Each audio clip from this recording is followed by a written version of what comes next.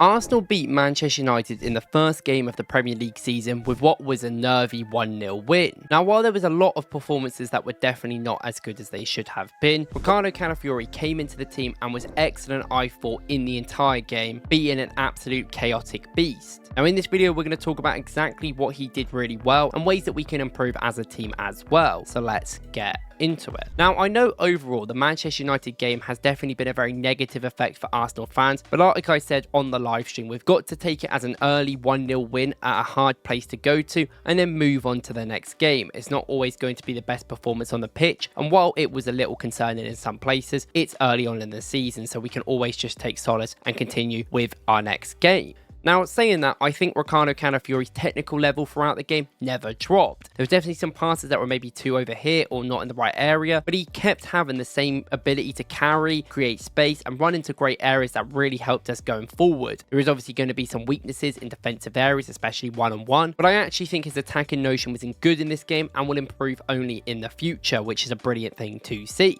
Now, in terms of Calafiori, I want to talk about a couple of motions where he was really good and obviously show you clips as well. This one was the one that really started to be very apparent in the first early couple of 10 to 15 minutes. And after we kind of settled off after we scored, we didn't do this as much, which I think against low blocks against Leeds, you will see this be used a lot more. And this is when we see Calafiori finally overlap. We've been asking for an overlap in fullback for a long time now, and we've finally got one in some senses. There's a move early on where Rice is getting tracked by this midfielder, and this happened quite a lot, and sometimes this player would also come out to him. There's a couple of players on him at all times, and you would be able to give the ball into Calafiori because usually he's moved around in an ocean. What I mean by that is he usually starts around here, he makes this run, doesn't really work out, and then he always wraps himself back around to get into these areas to receive the ball. Now, something that's good about this is it doesn't keep Martinelli on these wide stretches in the wing. It allows Martinelli to get into the box, but usually he kind of sits on this edge box area, and it allows Calafiori to not only get to the byline right here, he is able to cut the ball back into areas which we need. And sometimes it is going to get caught out and it's going to be able to be stopped by United, but that is something that we have been missing as a team.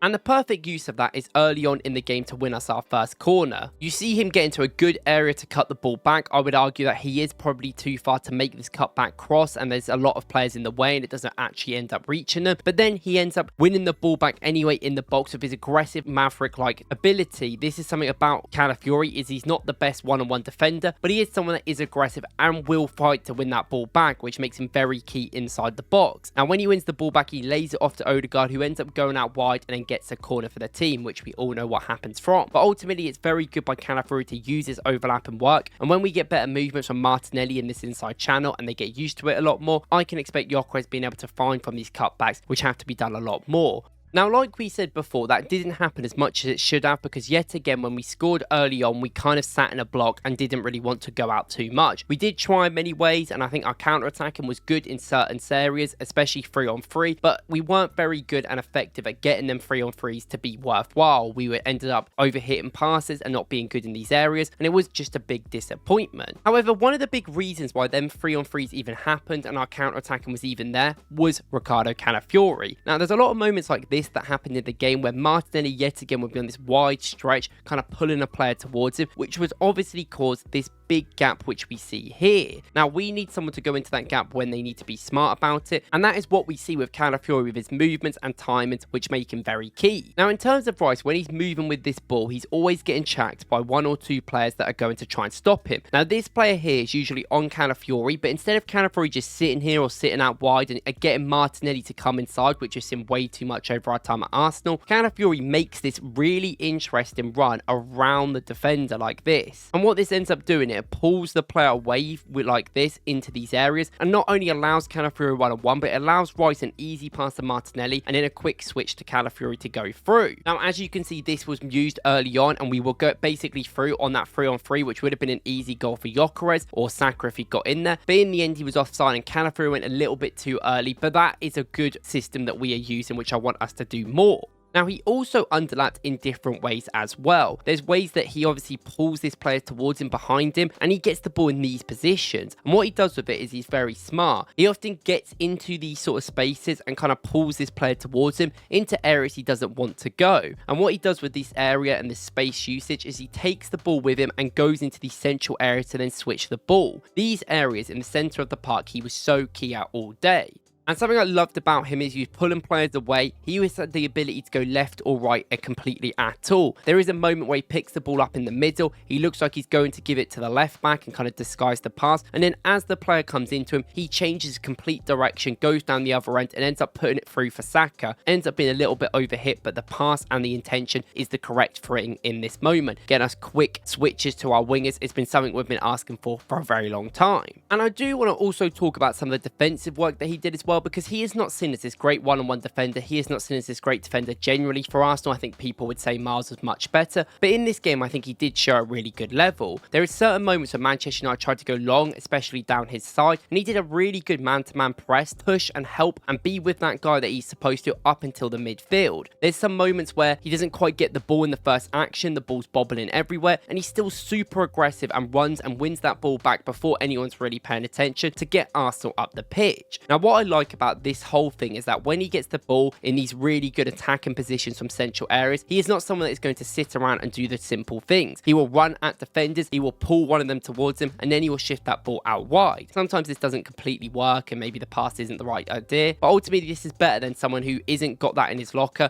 wins the ball back in these high positions and then does nothing with it. And he doesn't just have that carrying motion about him, he also has a big passing motion as well, willing to help the team anywhere he goes. And their little things do matter a lot. Like in terms of build-up as well, he is much more viable at coming into this inverted role than someone like Ben White. And there's a lot of times where Zubimendi would get free in these deeper areas. And we actually were trying these incisive passes into the middle, which we haven't tried a lot. And I give a lot of credit to Zubimendi for that. But it allows Calafiori to get into that space in midfield and then have these runs all in the first place. Sometimes he does do things that I don't necessarily agree with, but the ability to switch the ball in these areas, the ability to put the ball through, which we need to do more, and I don't think he did enough in this game as well, is something that is going to be crucial in the future of him and the club this season, which is very important. Now, I do want to have a quick word on some of the heading I think he had as well, because we talk about the defensive work he had and how aggressive he was and how great he was at getting back in these positions, but I think it all comes down to the fact how aggressive he is in the air. I think he's super in the air and finds the great positions. If Man United tried to go long, which they did quite a lot, when it was on his side, I actually felt a lot more comfortable. Not only is he very good at heading, he was dominant against the Burma, I think, for most of the game. When players run at him, that is the real struggle, and I think sometimes we didn't really get that running from Man United at him, and a lot of the time it was passes which he's able to cut out and then run with the ball.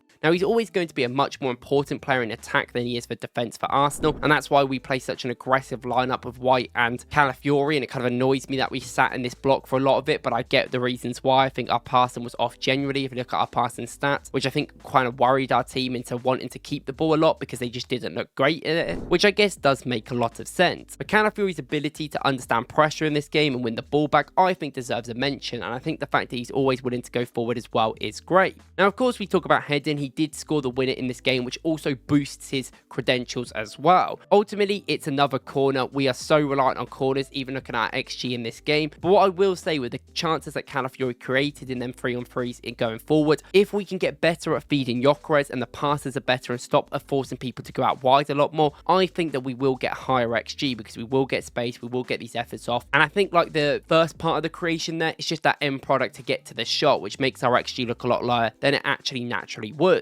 But Calafiori still had to get into the right area to obviously score his goal. It's basically on the line. I'm pretty sure it's basically going in as an own goal from Budimir in goal for Man United. But yet again, corner FC, brilliant delivery by Rice. And in the end, he just kind of heads that ball in from a yard out, takes his goal. Not the best Calafiori goal we're going to see, but yet again, he steps up in these big games. We saw the goal against City last year. We saw the goal against Wolves when we needed it. And I think if he played more, he'd actually end up scoring unironically quite a lot of goals for us, because that is the player he is. Now, in terms of his stats on the game, because we always go through it, he played 72 minutes in this game, obviously scored a goal. Didn't cover the most distance in the world, but I don't think a lot of our players did, considering we kind of sat back for a lot of it. But look at his chances. I mean, the expected goals obviously is a little boosted from the fact he is literally a yard out. But in terms of attack and work, you can see that he is very effective. 2 passes into the final third. Obviously, he tried a cross. He made a long ball out of 2. You know, he's just doing a lot of attack and work, which I just don't think you're going to see many fullbacks do, despite him only having 35 touches, which which isn't a huge amount as well. But I do want to give his defensive work a lot of credit, like we said. You know, a lot of people give Gabriel credit, Saliba credit in the end. You know, Raya deserves obviously a lot of it as well, but he defended really well, and that has been the problem with Calafiori. How reliable is he in these situations? I think today he really was. 3 clearances, 1 interception, 5 defensive contributions, 5 recoveries. He's such a great runner as well, and obviously made a tackle. And in terms of Jules, aerially, I think he was fantastic. On the ground, still a little bit rusty sometimes, but not anything to be worried about. And yet again, he commits 2 fouls. We know he's going to do that. That is just Calafiori to a T, unfortunately. Now, it's not perfect by any means, but I think Calafiori is one of the shining lights within the team and deserves credit for that. And I think he should start against Leeds, where we'll get to see hopefully a lot of his attack and work be played a lot more. In terms of Arsenal, I'm happy that we won. It is what it is. We'll see what happens against Leeds and Liverpool to kind of understand if that was a one-off or are the team actually still a scared bunch that don't want to attack. So that is just something that's going to happen. And we played a tough game away at Old Trafford, which we've only won once in the many years under Arteta. So it's good to get another win there. Ultimately, I don't mind if we scrape draws against these teams. It's against the teams like Leeds where we need to be dominant and not be reliant on set pieces. Thank you guys for watching. I appreciate it as always, and I will see you in the next one.